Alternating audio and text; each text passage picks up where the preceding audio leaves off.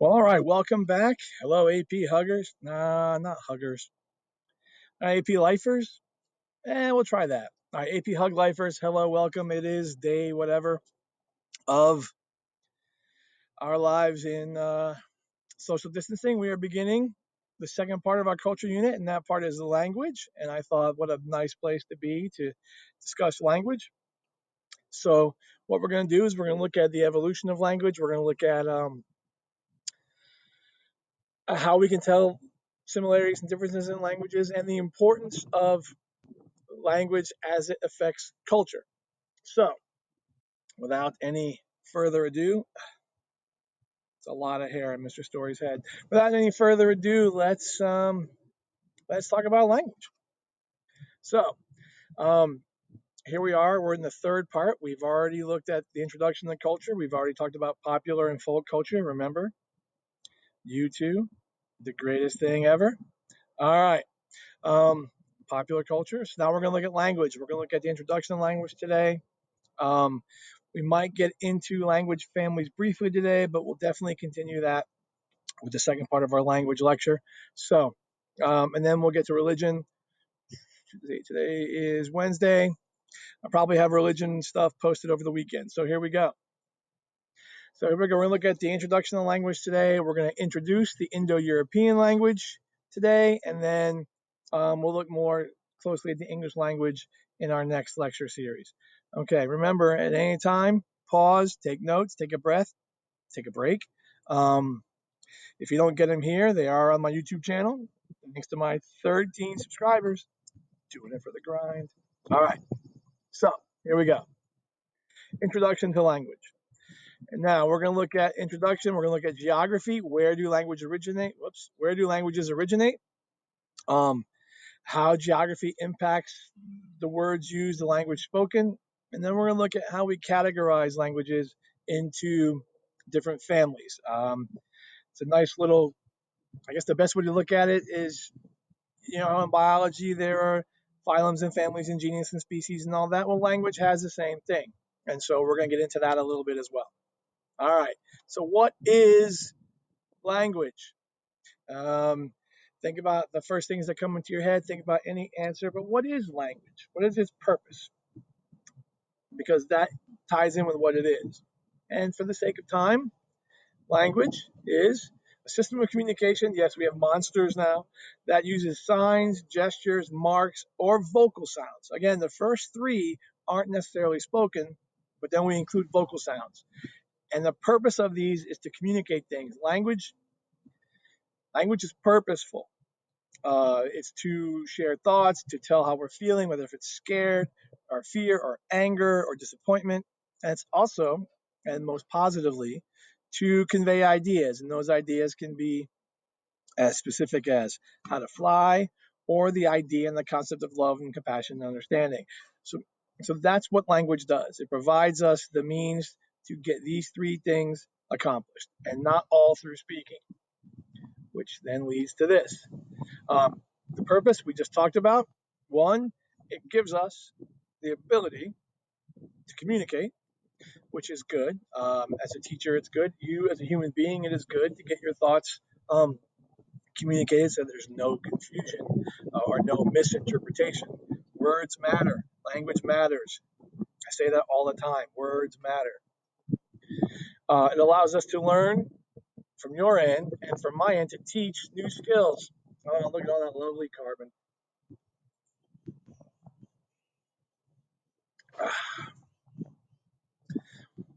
And it allows us tools to transmit culture.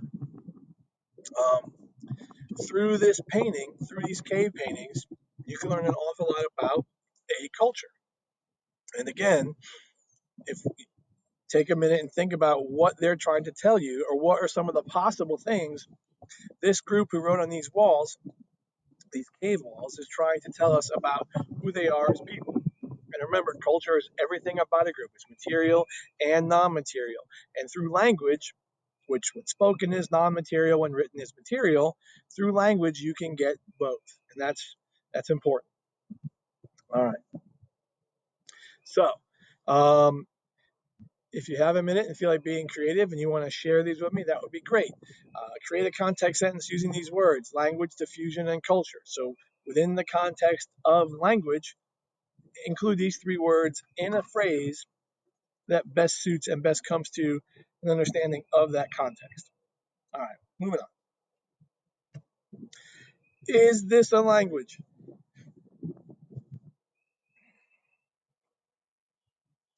Does it matter if you can understand it? Does it matter if you can read it? If you can't read it, is it any less a language? By the way, the answer to this question, there's only one answer to this question, is yes. That is a language. That is a language that's constructed by a man named J.R.R. Tolkien. That is Elvish. And that's the inscription from The Ring, from The Lord of the Rings. You better believe that's a language. It's almost as cool as you two. Is this a language? Go back to the definition, or this way. Is this a language? And again, now, here's a question that comes up in classes from time to time. Should sign language be taught as a second language? Something to think about. Is this a language? All these signs. And take a second and look at all of them as I move myself around. Hey, all right. Is this a language? Wait, here's something I never thought of before. Is this, come on, is that orange vest a language? And again, think about what it tells us without words. Does it provide information? Does it convey an idea? I don't know, but does it provide information? It absolutely provides information.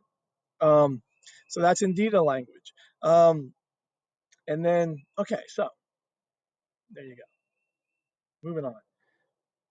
How do languages differ? And this gets into families and trees. So, in case you haven't noticed, everybody doesn't talk the same way.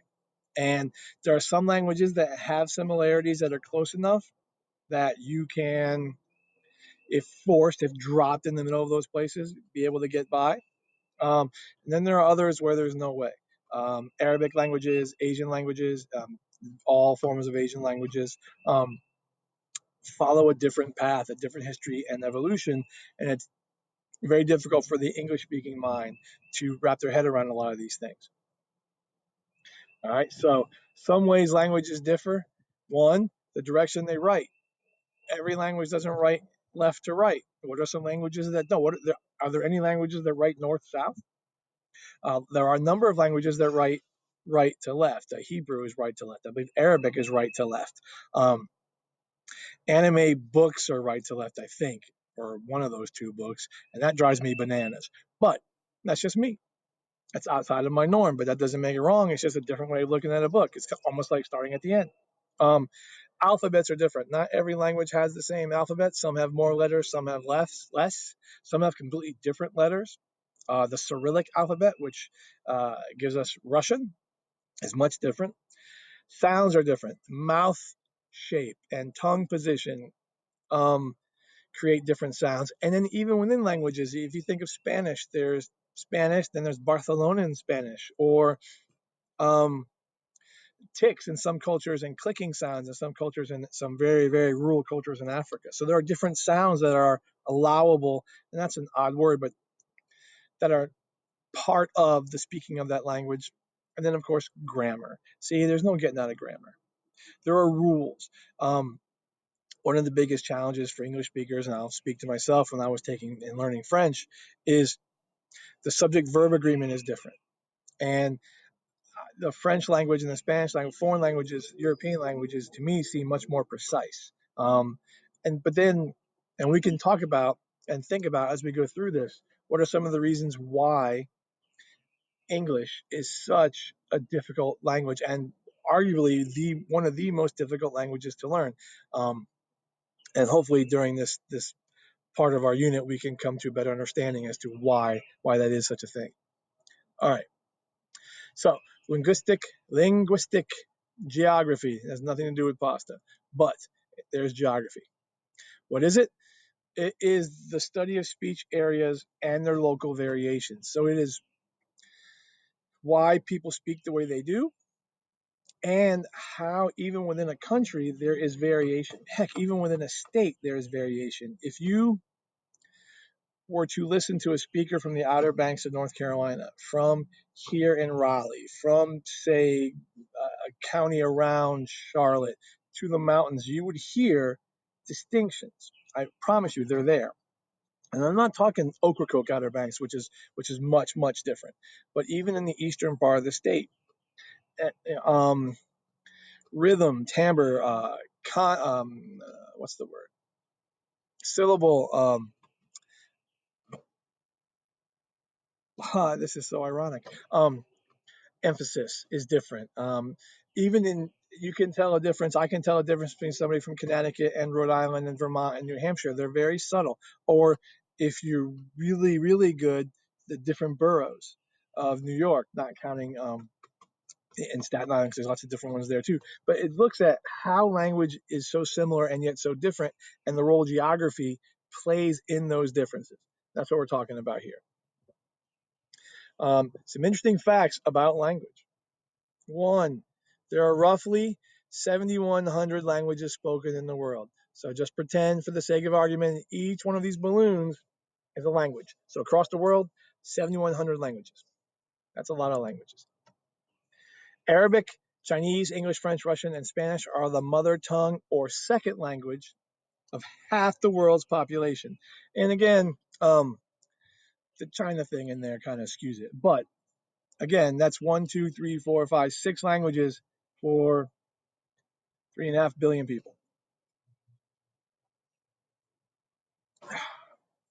But something else to think about, India is very soon to have the largest population, yet their language isn't here. So, make you think for a second. What might be a reason why the nation of India isn't in Indian language isn't here? All right, see if you can impress me. Moving on. Approximately 80% of all languages are spoken by less than 100,000 people. And this gets into local native languages, it gets into very rural languages, and the ever popular dead language. But if you think about it, if someone's still speaking it and still writing it, it's still alive. And then this little nugget, which is kind of cool. Also, there are 50 languages apparently only spoken by one person. Take that for what it's worth. Hopefully, they teach it to somebody else so that when they die, they're still one person. But what kind of languages are those? I don't know. I find that kind of cool. I mean, and again, this PowerPoint is a few years old now, so this number may be greater, it may be less. So these are things that we need to think about and constantly look up and over time. And these are things we can discuss in class when we meet again. All right. Now, how do we track the history of language? So we know that there are 7,100 languages in the world. Where'd they come from? How did they start? How does everything start? In human geography, what is it that we look at to determine how we track the history of something, whether it be an invention or a culture or, come on, you know the word. Okay. So in languages, we look at divergence and convergence. So we look at how languages break into dialects and then into new tongues because culturally we become separated from the hearth, which is the term I was referring a second ago. So when the British settled in America, they spoke the Queen's English, I guess King's English at that point in time. They spoke the King's English, and because that was who they were, and that was their most recent location, it stuck. But over time, American English develops, and the man Webster himself created his dictionary for the sole purpose of explaining and showing people that yes, we speak English, but we're America and we speak American English because there are many words in our language that are in England, and which makes perfect sense because there are many things, trees, plants, animals, peoples. There are no native Americans in England. that are going to influence the words that we come up with or the words we borrow. So over time, because of geography, because of the distance of the Atlantic Ocean, but then also because of the geography, the topography, the other cultures in the colonies, our languages change. The other example that we look at when we study language is convergence. Over time, two groups in close spatial proximity to one another merge, the languages merge, and sometimes that convergence and that acculturation leads to assimilation of a language, and one language dies altogether, and that's no fun. So sometimes, and I can't speak to any examples right now off the top of my head, but if you give me a minute when we're finished, I'll look it up. All right. So this is how we look at language. We look at how languages change because of distance, and we look at how languages change because of, well, a lack of distance. Either way, it's distance. Okay. Now, here is an example of language and how through trade or through migration or through anything it changes. The Latin word is crux. Okay? This is crux in every other language. In the languages here, each one of these languages has their crux. Notice that some of them, Sardinian, Romansh, uh, Serbo-Croatian, and again, this goes back to a different, look, that's a completely different alphabet. Okay, we're looking at different alphabets, different word structure, and again, different alphabet in a way, same kind of letters, but they're not pronounced the way we would pronounce them. So this is again how one thing over time, how one word can change because of either notice. Let's see, English, that these, although different, are close enough, and that again, even if you go to Portuguese, because these are all Europe, Spanish. These are all Europe, Western Europe. These are all places that were in close contact either because of conflict or because of trade. So they're relatively close. Um, so right now I'm looking up crux. I think it's cross, but I do not want to be incorrect.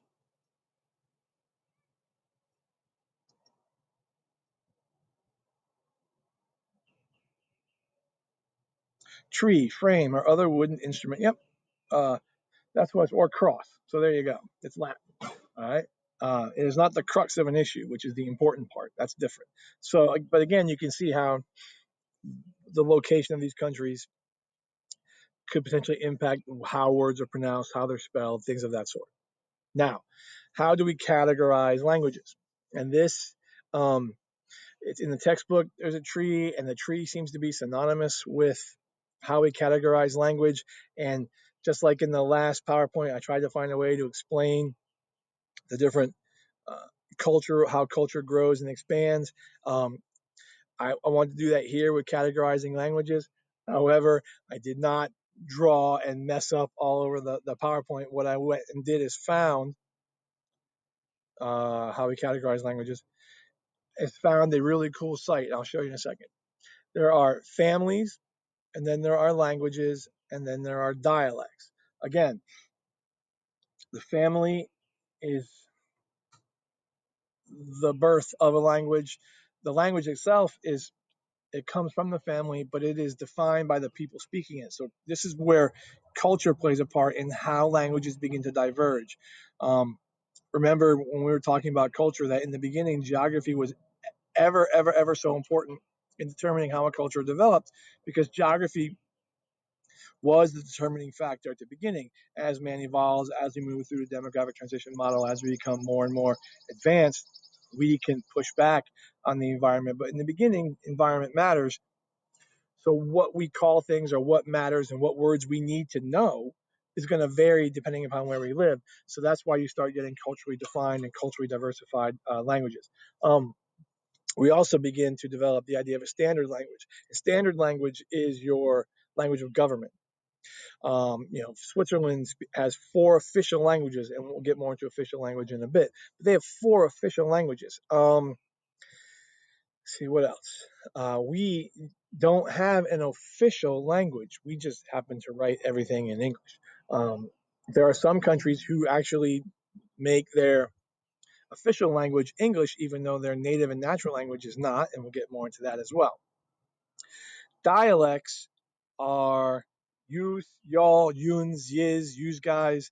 Dialects are Southern accents, a Boston accent, a Chicago accent. Um, Dialects are different pronunciations based upon geography and based upon who makes up the culture of your area, and typically within a country, but within different regions. And as I alluded earlier, North Carolina has different dialects. The South has different dialects. A North Carolina Southern accent is not a Charleston accent, is not a Texas accent. Florida, there is a Panhandle, Florida, and not Panhandle, Florida. Um, like I said, the boroughs of New York, even in England, all these different places, there are different dialects, and it's just because of what you hear. It's because of that convergence and divergence of who lives in that area. All right. Now, this is what I was alluding to a second ago. In trying to explain the language tree and the language families and groups and such, I went and looked for a little while and found this. And this is this woman, a Finnish author, used this to kind of explain how people in different countries, because of geographic proximity, can survive. In some cases, like be able to communicate, survive. And then in other cases, how it's just so different. Finland, okay, here I am Scandinavia, and you're in Norway, Sweden, Finland. Finland is part of Scandinavia, but its language is closer to Russia, and it just kind of because it's that thing. So this article from the Guardian newspaper out of England shows different trees, shows the tree and breaks the tree up and does different explanations, and does a really, really nice job of using a tree and the visual to show all sorts of data. So take a look at that. If you have any questions, remember office hours, Mondays, Wednesdays, 1 to 2:30. In fact, now, but I'm doing this today. So we'll talk about that a little later. Again, this map, take your time. Pause, come back to it later. This map shows you diffusion of um, languages around the world. And again, take some time and look and see. Whoops, no. Whoops, okay. So that only goes forward. Take some time and then look at these and look at these and then find the colors and then think about why they're there. Look at let's see. Where's the one I want to look for?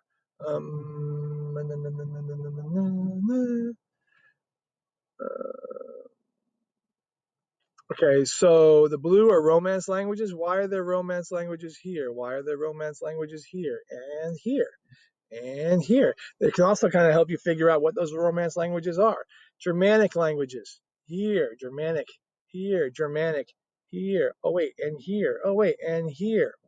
Why? Why are they there? Okay. Again, we're talking about diffusion. What type of diffusion is going to have language all over the world? Um, again, be able to answer these questions and think about these questions as we move forward, and as we go through every unit, as you do review units. Here is our okay. That's Semitic. Here's our Semitic languages. So again, uh, diffusion is going to influence lots and lots of stuff. All right. Excuse me. Okay.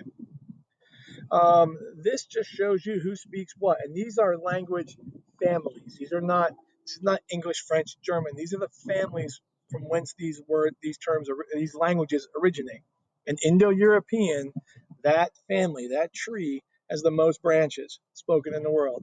And then Sino-Tibetan, and then Niger Congo, then Afroasiatic, et cetera, et cetera, et cetera. Notice Japanese. Japanese is its own language, as is Korean. They are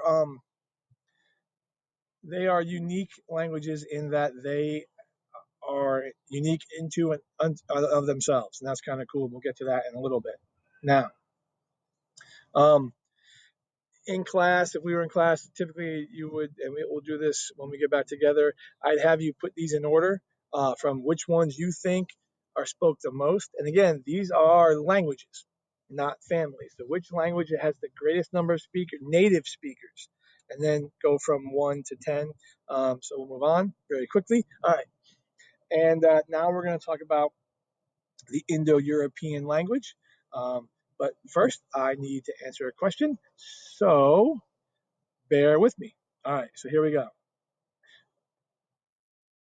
So we're going to look at what is the Indo-European language. We're going to look at the Indo-Iranian branch and the Indo-European branch, and we're going to look at that right now.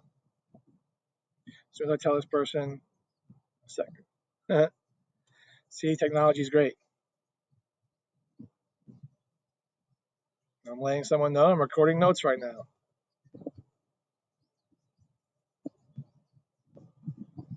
Probably two. Okay. All right, here we go.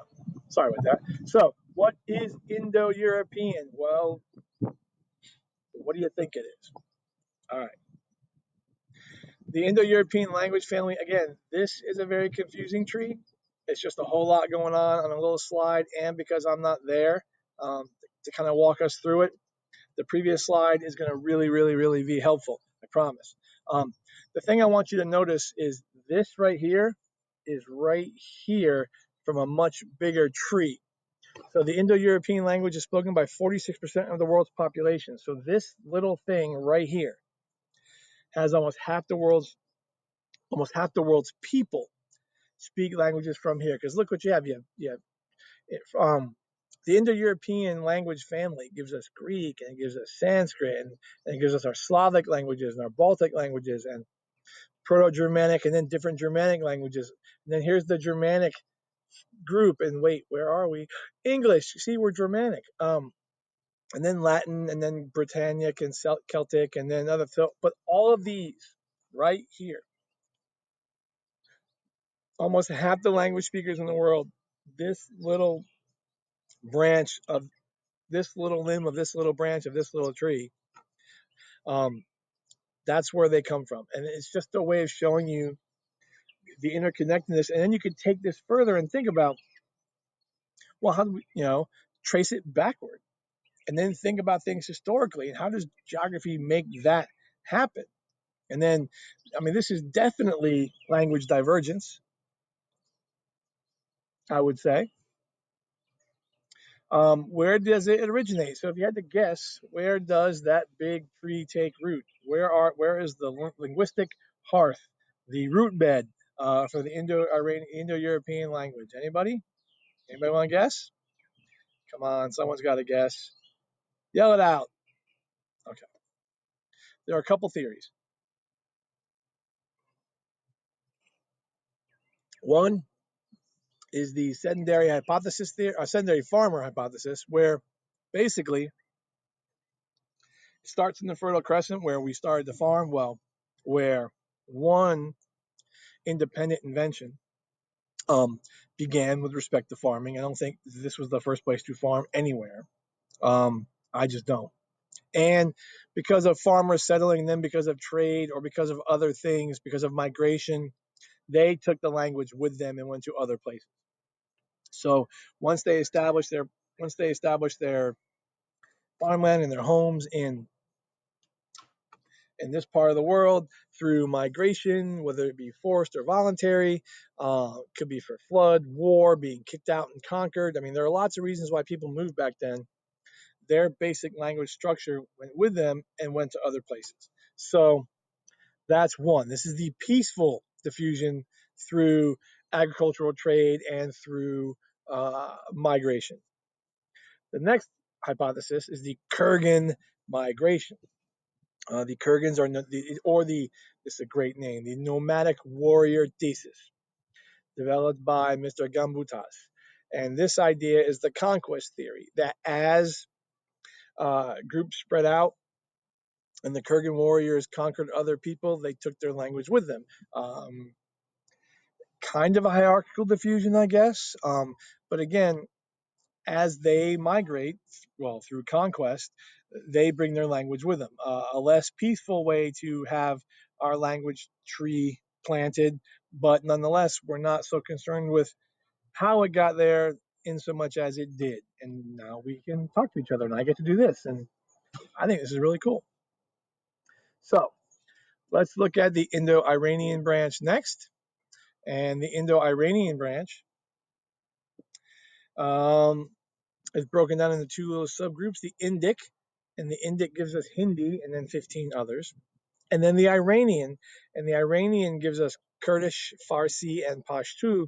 And I know we have Iranian speakers at the school. I know we used to have Farsi and Pashto speakers at Sanderson at our high school. Um, I don't know if we have any Kurdish speakers. We may have in the past, but we have a lot of different language groups here. And so this is another branch or tree root trunk of the language family. This is the Indo-Iranian group. Um, and now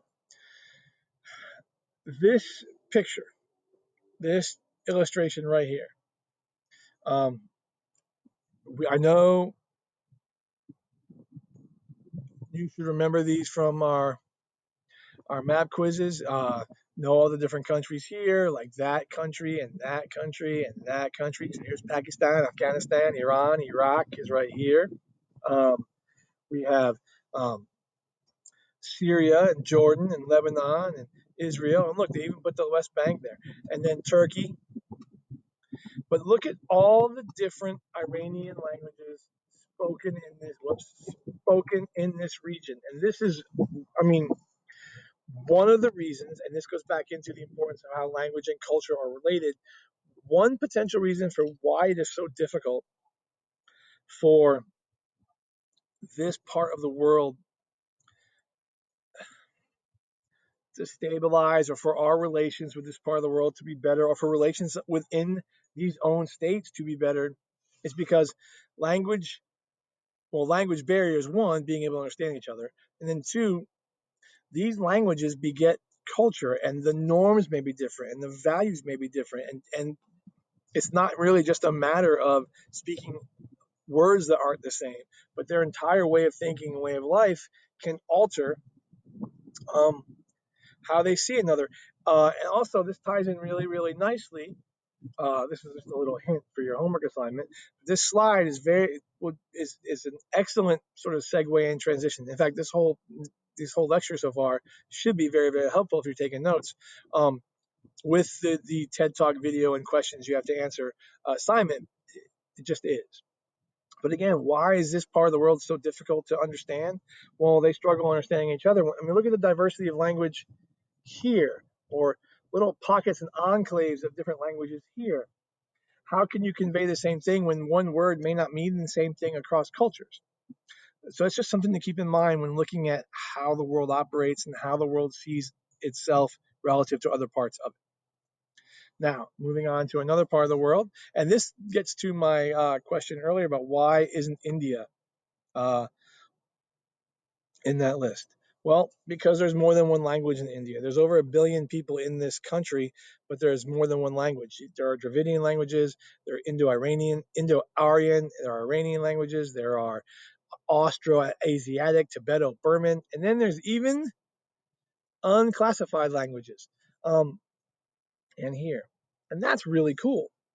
But this linguistic diversity, um, again, is an impediment because a lot of these um, aren't even in the same family. So, how does India operate when you're this linguistically diverse? That's an excellent question. And here you go. Why would people in the same country speak so many different languages? And again, look at this question geographically. How does the geography impact the languages spoken in, go back, whoops, in India? Like, what's up here? What's in through here? What's over here? How do these things, and I'm speaking geographically, how do these areas impact the language spoken, or the motivation behind it? Not only that, what borders this way? What borders this way? What other countries and cultures are these parts of India in contact? Because that's going to matter too, because there's going to be a convergence of language there. So there are lots of things that go into how a language develops. They don't It's easy to say that some languages can develop in isolation, but if you stop and think about it, developing in isolation is divergence. So not coming in contact with other languages is actually impacting that language through a lack of contact, if that makes any sense, I think. And again, talk it out, flesh it out, ask me questions, disagree with me, and we can talk about it during office hours, through our meet apps, anything. Now, linguistic fragmentation. I think you know what a fragment is. You all write with them a lot. Um, shun means act of. So how do languages fragment? It's when people in a country speak many different languages, and this can cause, and there are many different reasons why they speak different languages. And we alluded to this just a second ago with India. But remember, I said that Switzerland has 4 official languages. And if you had to look at Switzerland in your head, create a mental map of Switzerland in your head, where is Switzerland? Who surrounds Switzerland? And then think about what languages would be necessary to navigate that geographical position. That's why they have 4 languages. Papua New Guinea has over 850 languages, making it the most linguistically diverse place on the country on the planet. 850 languages. How do you govern that many different speakers? That's the question here. That goes back to the Southwest and the Southwest Asian map. Like, how do you do that? How do you make sense of that? Thoughts? Well, okay, again, that's the question I just asked. How do you have a central government? And you know what? This right here is a great question and a great place for us to stop for today. So, how do people in linguistically diverse countries have a central government? How do you communicate when this is all you have? When you have 850 languages, or even 10, or even 4? How do you, or 2? Hi, Canada. How do you have a central government in that context? I'll leave you with that thought. Please check your homework. Please check my YouTube channel. Please check for when we're going to meet again and talk again. We'll pick up with your answer to this question the next time we meet. Everybody stay safe. Have a great day, and I'll see you then.